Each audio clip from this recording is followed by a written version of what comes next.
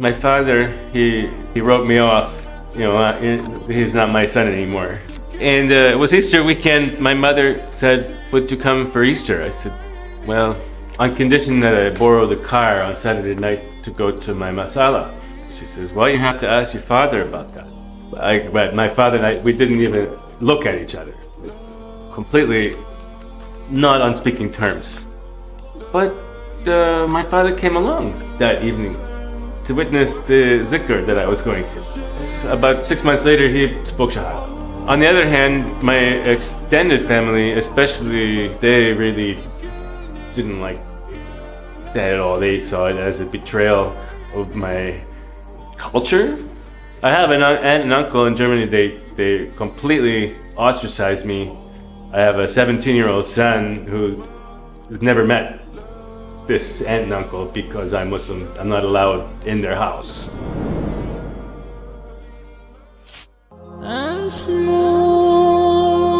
My name is Mahmoud, also Mark. That's the name my parents gave me. I'm from Toronto. I grew up in Scarborough. I became Muslim in July 1999, so that's going on to 27 years. Alhamdulillah. I grew up in a Christian Protestant household. We went to church every Sunday. To be honest, I didn't have any contact to Muslims growing up, even though Scarborough today, which has a very high Muslim population, at the time there really weren't any Muslims where I was growing up in my neighborhood. So to me, Muslims were scary people. They're people like Hezbollah and people in Iran. They're people who were attacking America. They were terrorists, etc. I really didn't have any concept of Islam until I was 18, when I went to West Africa for the first time, to a country called Burkina Faso, and that's really the first time I had any contact to Muslims, direct contact. And how did you convert to Islam? Well, I left the church when I was about 17, and I knew there was something. I knew there was God, but I rejected the church. I rejected Christianity. So I was kind of searching. I didn't know where to look. But I knew there was a God that never left me. In university, my first year of university, I took a course in anthropology called comparative religion. And the term assignment for that course was to observe a religious ceremony or ritual that is strange to you. This is foreign to you. They've never seen before. So I couldn't go to church. And I ended up doing this assignment on a Sufi ritual here in Toronto. The assignment was just to go once to the ritual, observe, make some notes, and do a write-up on it. I went once, and I was so amazed and drawn into this spirituality right from the first contact with it, that I couldn't just go home and write the paper. I had to go back for more. I couldn't wrap my head around it. I was feeling it, you see? I wasn't thinking it, I was feeling it, and to write a paper, you had to have some mind. So I went back several times and observed again and again, and that's what drew me into the faith. After I completed the assignment for this course, I forgot about it. I didn't go back to the Sufi community for a while, but I was living downtown. I'm about 23 years old, and one day a friend of mine calls me and he says, "I'm around the corner, there's a little Dawah center. I'm just hanging out with these brothers. Why don't you come by?" So I knew something was special was going to happen that evening. I took a bath and I put on some nice clothes and I walked around to this Dawa center, which I knew was there, but I was always a little bit intimidated to go in there. So I get to the door and there's a man in front of the door. I say, Salam alaikum. He says, Alaikum salam. Are you Muslim? Well, I says, no, I'm researching about it and I'm interested. I'm doing reading and researching. He says, so you're becoming a Muslim? I say, well, inshallah. He says, well, you came here, you said Salam alaikum, you say inshallah, you're Muslim. What's holding you back? So I went into this little room, a lot like this place we have here, books and a Dawa place. About 10 guys, they surround me. So, what's holding you back, brother? You mustn't waste time. Time is money, money is time. So it was there that I spoke my Shahada. I was a little bit pressured to do it, in a way. But alhamdulillah, those guys made sure that I would become Muslim. Maybe if they didn't put me under pressure at that night, I would still be just reading and researching and not becoming a Muslim. Well, what I observed and what really was the hook that drew me in was the adab, the way that people pray, the love that people put into their religious practice, whether it's salah or fasting in Ramadan. I always imagined fasting in Ramadan to be a difficulty, but I saw the joy with which Muslims break the fast. I was amazed that people were looking forward to Ramadan. I never thought it would be something you would look forward to with joy. But I noticed how much love people put into their devotions and how much love people showed to each other, which I never experienced in different religious contexts like church. Really, there's sweetness, a certain sweetness that a lot of Muslims put into their daily practice and their interactions with each other.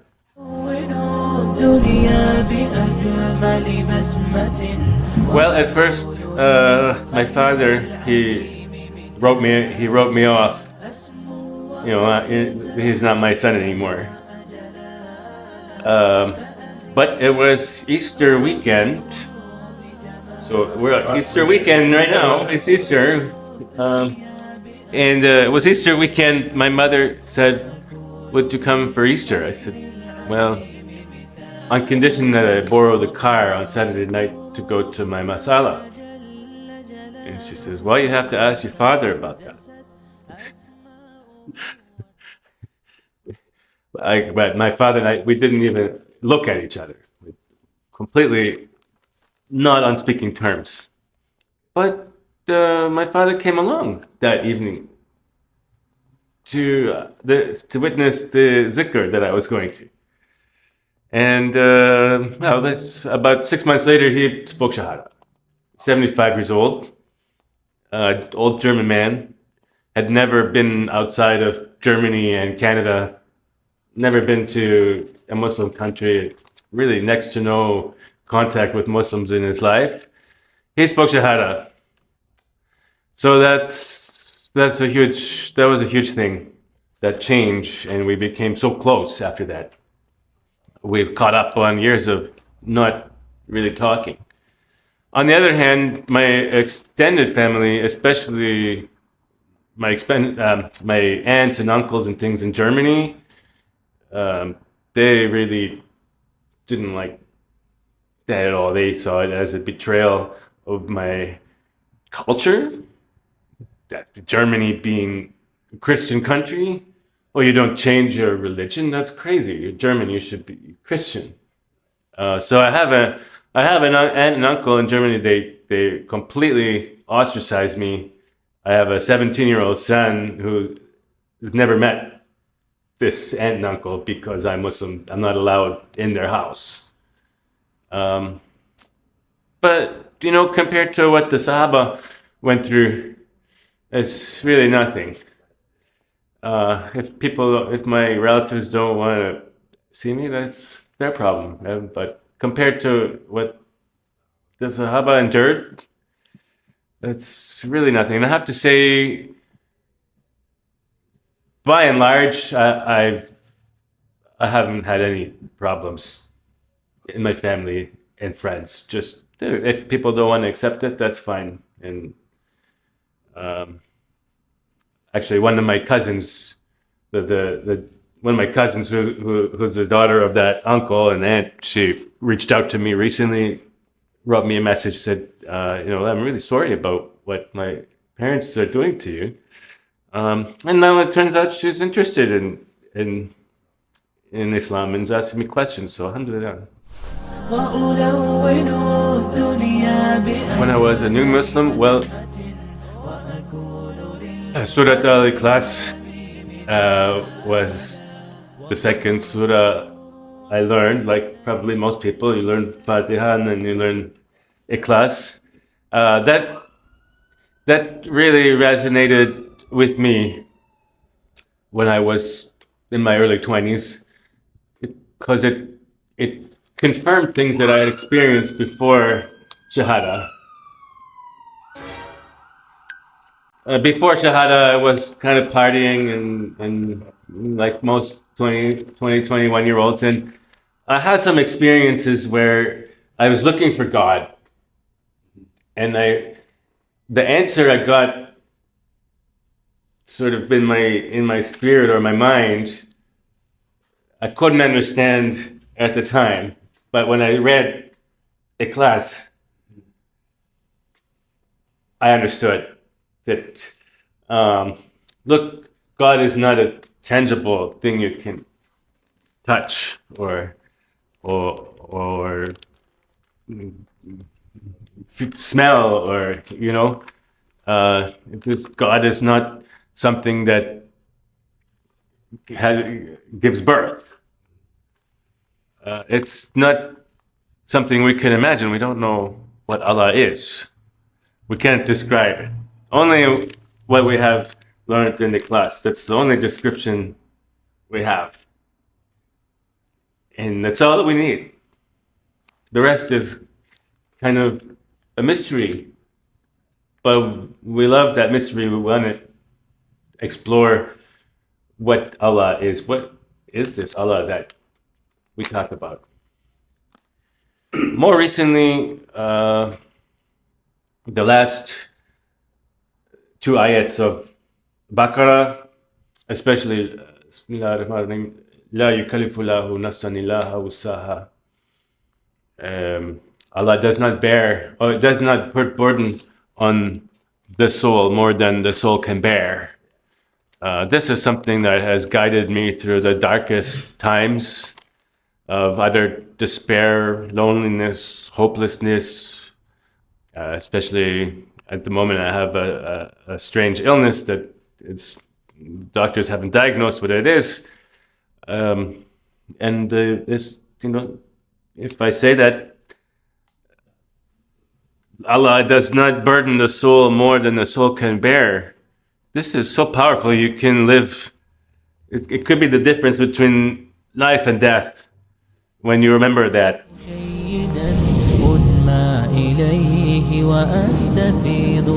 But definitely my father speaking Shahada, he didn't even tell me.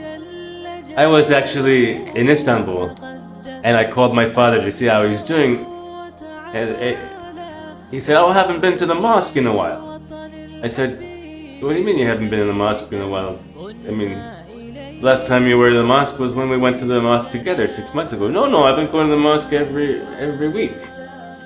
So him speaking Shahada, and there's so many moments that are, we call them synchronicity, where just the other day, I went for a long walk around this neighborhood, and on my walk, I was talking to a friend out west, who does a podcast, and I asked him about podcasts. I'd like to be on a podcast or participate in a podcast, and it was a fairly long walk. I got off the streetcar right outside this door here. I didn't know this space was here, Reverts Connect. I walked into the door, and now here I am. I'm on a podcast. So just those experiences are strengthening the faith. Very, very simple experience, very simple things sometimes. Don't change your culture. Don't change who you are. A lot of us, I think, when we become Muslim, we also maybe fall in love with the Muslim cultures, which is okay. I went to Istanbul after I spoke Shahada, and I lived in Istanbul for a year, which really taught me a lot. I learned a lot living with the azan 5 times a day, meeting people who really helped me to establish my deen, to establish my salah, to understand what is zakah, for example. What is that? But I find that, we didn't become Turks or Pakistanis or Arabs. We became Muslim. So my advice is stay in your culture, stay in your society, because the Sahaba were also reverts. All the Sahaba were reverts, and at some point there were no Muslims in Iran or in Pakistan or in Turkey. But so our path is one of loneliness in many ways, because we often feel ostracized or treated as outsiders. But you have to remember that the Sahaba went through that. So we're kind of the Sahaba of our time. If you can, absolutely go to a Muslim country, go Hajj, go to Umrah. If you can, if you have the ability, go live in a Muslim country for a year or two, but don't turn your back on where you came from. Travel in Canada, meet people all over Canada. It's an extraordinary country we live in, and live by example. Don't try to change other people to become Muslim. The time of spreading Islam by word is over. Now is the time where Islam is spread by action. You see a dangerous object on the sidewalk, pick it up, throw it in the garbage. That's the Sunnah of Rasulullah. And those kinds of actions will attract people also to become Muslim. My father became Muslim because he noticed I had become a better son. So do good. Take care of the environment. Really, it's so important. We are caliphs of the creation. We're not doing our job. Take care of the plant trees, plant beneficial plants. Spend time outdoors. Don't spend all your time necessarily reading Quran. Spend time outdoors. I think Rasulullah was outdoors most of the time. Planting, he was he planted these magnificent date palms that are still in Medina today, these date groves. There was one story I wanted to tell. I did hear of a Muslim in Spain who had converted at some point, but before he reverted, he was married, and he divorced and had no contact with his children, and he became Muslim. About 10-15 years later, his daughter called him out of the blue, said, "Dad, there's something I need to tell you. Could we meet for dinner?" And so they met for dinner, and she said, he thought something terrible had happened. Or she said, Dad, I don't know how you're going to react to this, but I became a Muslim. I need to tell you that. He said, Alhamdulillah, I'm Muslim too. I'm so happy. This is incredible. And we know that there was a Muslim presence in Spain in the time of Andalusia. And I believe that when you speak Shahada, it actually changes your DNA, changes some code inside of us. So that, 1,000 years ago, there were many Muslims in Spain, they got kicked out. Many Muslims stayed and had to become Christians, but inside, that can be transmitted to future generations.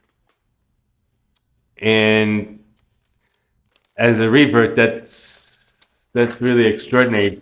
You might feel alone in your society, but there may have been someone in your past, even if you're like Swedish or Scottish. There may have been someone in your past who took Shahada.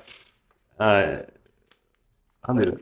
Yeah, it circles back, and I did a bit of research about my own roots, and it turns out, like 700 years ago, my ancestors were Lithuanian, and they fought alongside Muslim Tatars in the same army to defend themselves against German colonizers. Alhamdulillah.